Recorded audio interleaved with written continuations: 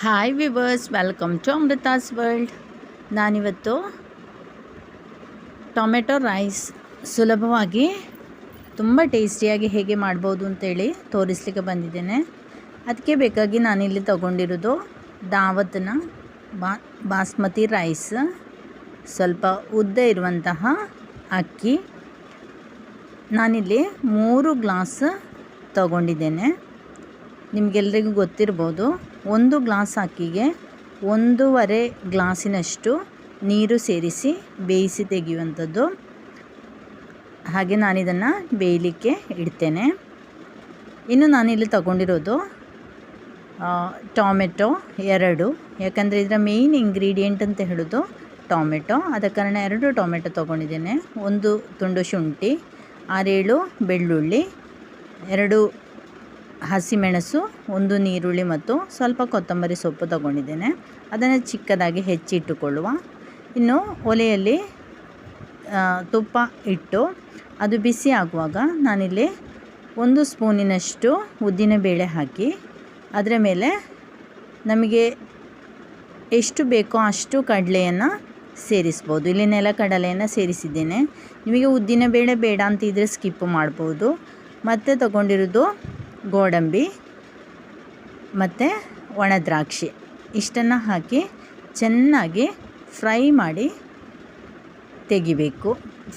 ಇಡಬೇಕು. ಇನ್ನು ಬಾಕಿ ಐಟಮ್ಸ್ನ ಇದಕ್ಕೆ ಸೇರಿಸುವಂಥದ್ದು. ಈಗ ನೋಡಿ, ಇದು ಚೆನ್ನಾಗಿ ಫ್ರೈ ಆಗಿದೆ. ಈ ರೀತಿ ಆದರೆ ಸಾಕು. ಇನ್ನು ನೆಕ್ಸ್ಟ್ ಐಟಮ್ಗಳನ್ನು ನಮಗೆ ಸೇರಿಸಿ ಕೊಡುವ.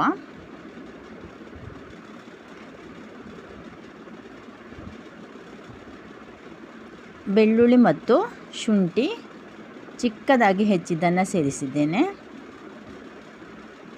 2 ಹಸಿಮೆಣಸನ್ನು ಚಿಕ್ಕ ತುಂಡುಗಳಾಗಿ ಮಾಡಿ ಸೇರಿಸಿದ್ದೇನೆ.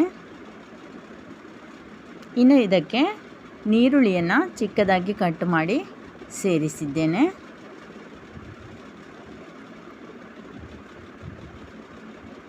ಇನ್ನು ಕರಿ ಲೀವ್ಸ್ ಅಥವಾ ಕರಿಬೇವಿನ ಎಲೆಯನ್ನು ಹಾಕಿದ್ದೇನೆ. ಇದು ಕೂಡ ನಮ್ಮ ಅಗತ್ಯಕ್ಕೆ ಅನುಸರಿಸಿ ಸೇರಿಸುವಂಥದ್ದು. ಇದನ್ನು ಚೆನ್ನಾಗಿ ಈ ರೀತಿ ಮಿಕ್ಸ್ ಮಾಡುವ.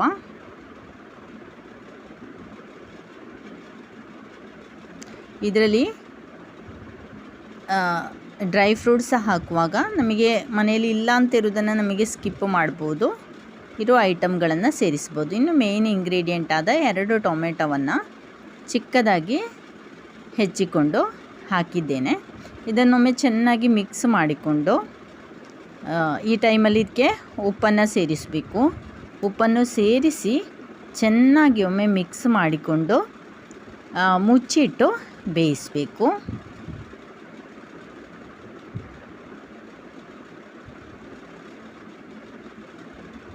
ಈ ರೀತಿ ಮಿಕ್ಸ್ ಮಾಡಿ ಮುಚ್ಚಿಟ್ಟು ಬೇಯಿಸುವ. ಸ್ವಲ್ಪ ಸಮಯದ ನಂತರ ಓಪನ್ ಮಾಡಿ ಇನ್ನಿದಕ್ಕೆ ಅಗತ್ಯದ ಐಟಮ್ಸನ್ನು ಸೇರಿಸಿಕೊಡುವ. 1 ಅರಶಿನ ಹುಡಿಯನ್ನು ಸೇರಿಸಿಕೊಡಬೇಕು. ನಾನಿಲ್ಲಿ ಇಷ್ಟು ಅರಶಿನ ಹುಡಿಯನ್ನು ಹಾಕಿದ್ದೇನೆ. ಇನ್ನು ಒಣ ಮೆಣಸಿನ ಹುಡಿ, ಇದು ಕೂಡ ನಮ್ಮ ಖಾರಕ್ಕೆ ಅನುಸರಿಸಿ ನಮಗೆ ಸೇರಿಸ್ಬೋದು. ಇಲ್ಲಿ ಸ್ವಲ್ಪ ಹಾಕಿದ್ದೇನೆ.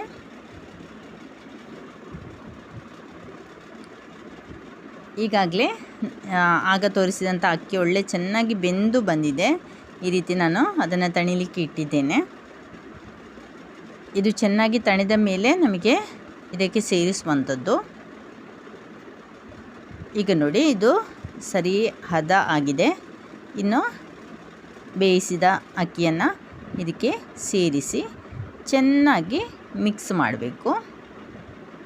ಅಕ್ಕಿ ಹುಡಿಯಾಗದ ಹಾಗೆ ನೋಡಿಕೊಳ್ಬೇಕು. ಒಂದು ಸೈಡಿಂದಲೇ ನಮಗೆ ಈ ರೀತಿ ಮಿಕ್ಸ್ ಮಾಡ್ತಾ ಬರುವ.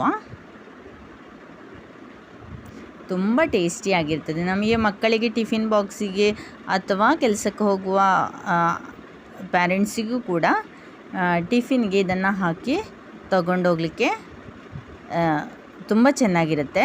ಬೆಳಗ್ಗೆ ಮಾಡಲಿಕ್ಕೂ ತುಂಬ ಸುಲಭ. ಇದರ ಜೊತೆಗೆ ಬೇಕಿದ್ದರೆ ಮಜ್ಜಿಗೆ ಅಥವಾ ಮೊಸರನ್ನು ಉಪಯೋಗಿಸ್ಕೋಬಹುದು.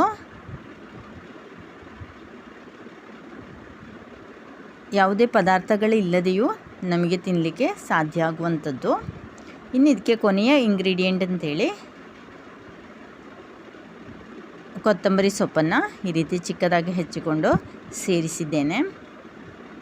ಇನ್ನು ಇದನ್ನು ಬೆಂಕಿ ಆಫ್ ಮಾಡಿ ಮುಚ್ಚಿಡುವ. ಸ್ವಲ್ಪ ಸಮಯದ ನಂತರ ಸರ್ವ್ ಮಾಡ್ಬೋದು. ನಿಮಗೆ ಈ ಚಾನೆಲ್ ಇಷ್ಟ ಆದರೆ ಖಂಡಿತವಾಗಿಯೂ ಸಬ್ಸ್ಕ್ರೈಬ್ ಮಾಡಿ.